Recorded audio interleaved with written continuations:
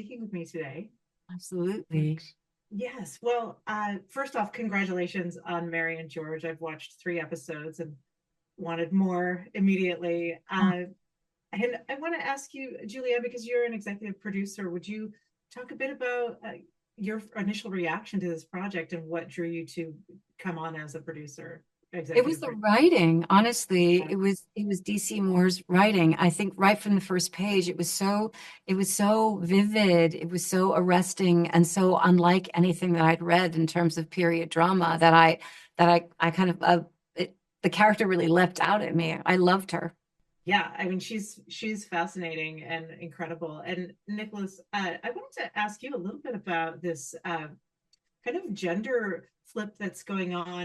We don't get to see very often, where male bodies are used as commodities, and I think or that it's really fascinating. Would you talk a little bit about that idea?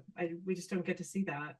Yeah, I think it was a really exciting prospect actually, and the fact that George was able to rise so high within the royal court and internationally, based on the leverage he created through his physicality and his sense of seduction, and I think playing someone who has that kind of innate charisma was a really exciting prospect for me.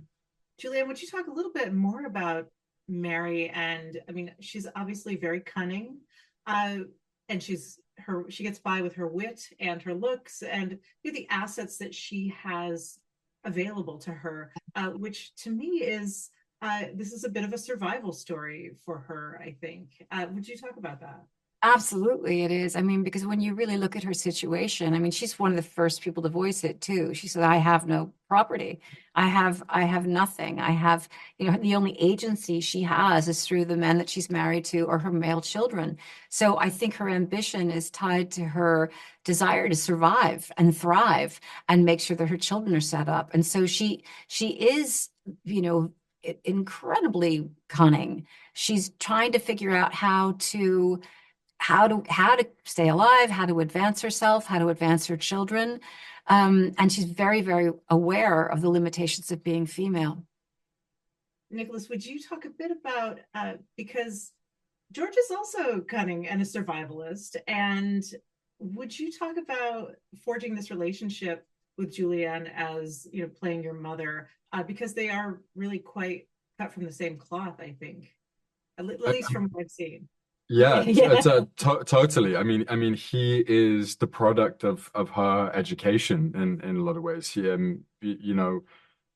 I think it was really exciting. We didn't have a lot of time before, going into production, but I think what we keep referring to is it was all really there on page and in the script, and how the relationship sort of evolves, and George is so timid when we meet him, and uh, she really is able to bolster him into this extremely charismatic young man. And it's very interesting as the series goes on, his ego kind of inflates to a point where, he thinks maybe he might not even need, maybe he could supersede her influence, which is interesting. But yeah.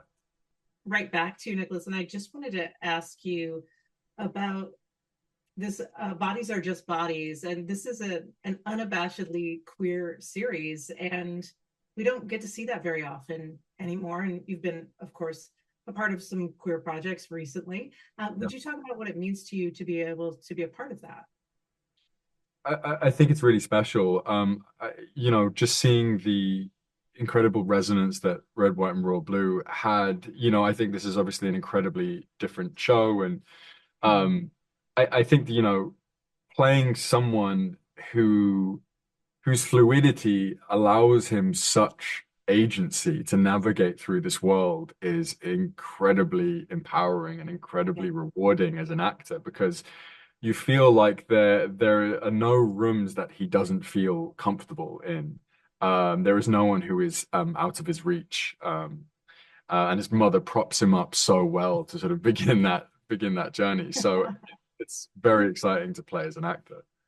Wonderful. And then, well, Julianne, Mary has this very abiding partnership with this woman, Sandy, I suspect that's partially due to class, Mm. because of Mary's background. I don't know, but it's very abiding, and of course, that's a queer story as well. Would you talk a little bit about being a part of that storytelling?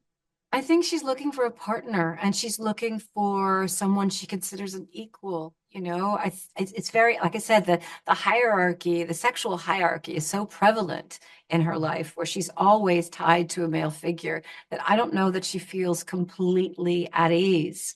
And suddenly she meets this woman who's kind of very bold and very beautiful and really connects with her. And she finds this sort of wonderful romantic relationship and partnership with her too.